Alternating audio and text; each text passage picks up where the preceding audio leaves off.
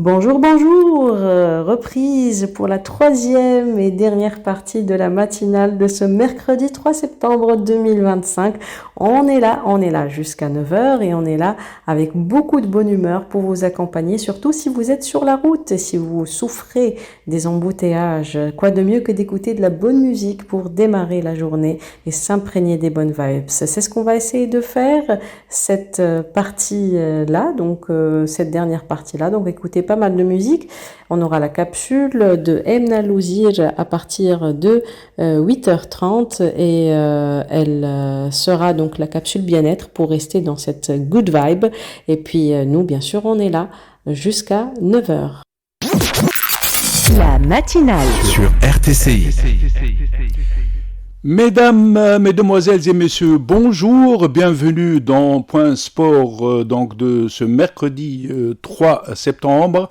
Les éliminatoires de la Coupe du Monde de football 2026 dominent l'actualité sportive. Pour notre 11 national, c'est le début du sprint final pour décrocher sa 7e qualification. Les Aigles de Carthage sont actuellement premiers du groupe H avec 16 points après 6 journées, devant la Namibie 2e avec 12, le Libéria est 3e avec 10, la Guinée équatoriale est 4e avec 7 points, le Malawi est 5e avec 6 points, alors que Sao Tomé et Principe ferme la marche avec 0 points. Notre sélection est invaincue en 6 matchs, elle en a remporté 5, a fait un match nul et n'a pas encaissé le moindre but. Le calendrier de notre 11 national jusqu'à la fin des éliminatoires le 13 octobre comporte 2 matchs à Radès face au Libéria demain et la Namibie le 13 octobre, 2 rencontres à l'extérieur devant la Guinée équatoriale le 8 septembre et Sao Tomé et Principe le 10 octobre.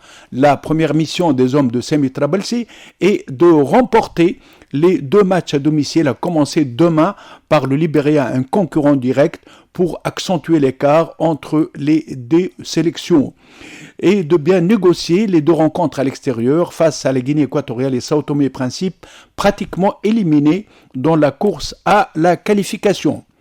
Les rencontres de la 7e journée comptant pour la zone Afrique se déroulent sur 3 jours au cours de cette semaine. Voyons un peu la situation dans les différents groupes.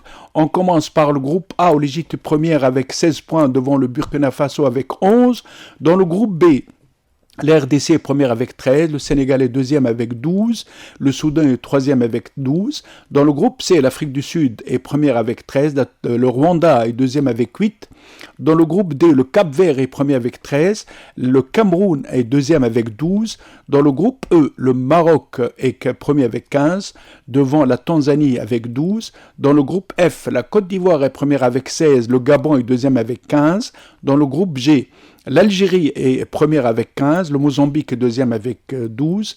Dans le groupe I, enfin, le Ghana est premier avec 15, et les Comores sont deuxième avec 12, Madagascar, et qui a fait une très bonne CHAN au Maroc, est troisième avec 10. Les remarques qu'on peut faire à partir de ce classement provisoire, la Tunisie, l'Égypte, la Côte d'Ivoire sont les 3 sélections qui totalisent 16 points sur 18 en 6 matchs. Deuxième remarque, l'Égypte et l'Afrique du Sud possèdent la meilleure avance, 5 points sur leurs dauphins. Pour la Tunisie, l'avance de 4 points est un matelas important pour la qualification finale. Parmi le Nigeria, régulièrement présent à la phase finale de la Coupe du Monde depuis 2010, pourrait cette fois-ci rester à la maison. Les Green Eagles sont 4e du groupe C avec 7 points, à 6 points du leader, l'Afrique du Sud. À noter que les Bafana Bafana accueilleront le Nigeria lors de la 8e journée, une journée qui sera capitale pour les Nigérians. Il faut rappeler que le premier de chaque groupe se qualifie directement à la phase finale de la Coupe du Monde 2026. Les 4 meilleurs deuxièmes disputent les barrages. Le vainqueur prendra part à un autre barrage intercontinental.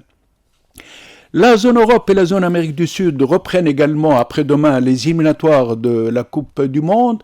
Dans la zone Europe, 54 pays répartis en 12 groupes, dont 6 avec 5 sélections et 6 avec 4 nations.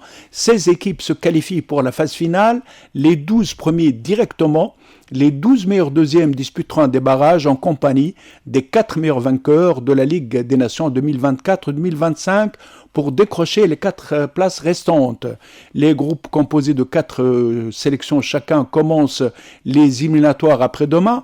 On suivra avec intérêt dans le groupe A Slovaquie-Allemagne, dans le groupe B Slovénie-Suède, dans le groupe C Danemark-Écosse, dans le groupe D Ukraine-France, dans le groupe E Bulgarie-Espagne et dans le groupe F Arménie-Portugal. En Amérique du Sud, les éliminatoires se déroulent sous forme de championnat avec 10 sélections. L'Amérique du Sud aura 6 places qualificatives directement et plus un barragiste. 3 pays sont déjà qualifiés, l'Argentine, le Brésil et l'Équateur depuis la 15e journée. 3 pays visent les 3 dernières places, l'Uruguay, la Paraguay et la Colombie.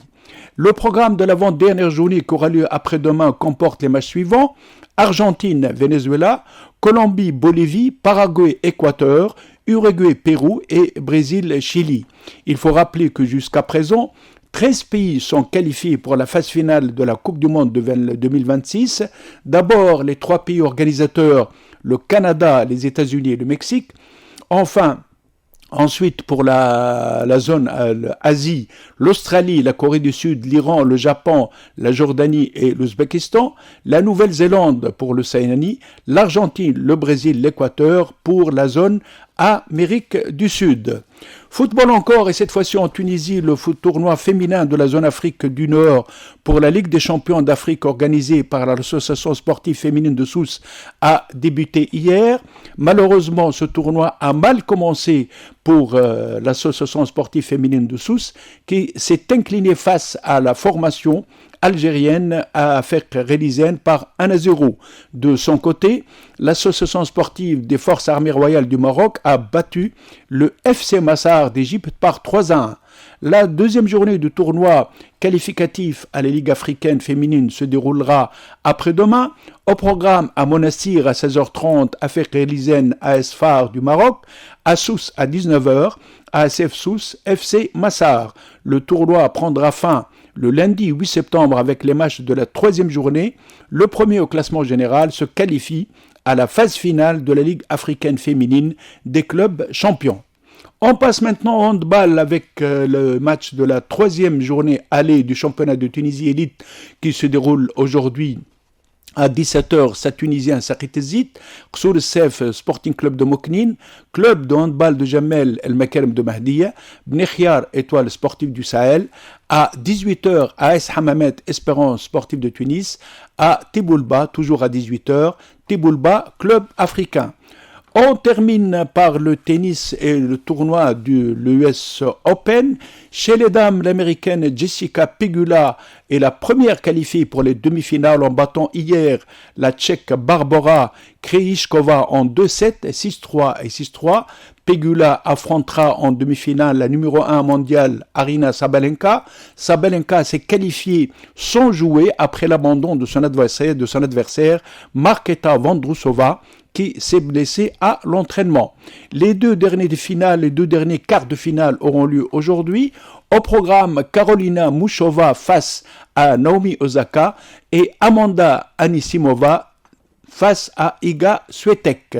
Chez les messieurs, la première demi-finale réunira Djokovic et Alcaraz. Djokovic a éliminé Taylor Fritz en quart de finale en 4-7, 6-3, 7-5, 3-6 et 6-4. De son côté, Alcaraz a écarté le Tchèque Lehecka en 3-7, 6-4, 6-2 et 6-4. Aujourd'hui se dérouleront les 2 derniers quarts de finale. Au programme, Yannick Sinner face à son compatriote Lorenzo Musetti et enfin Félix Auger-Aliassime face à Alex de Minaur. Merci de votre attention. Rendez-vous donc samedi prochain toujours à 8h15 pour Point Sport.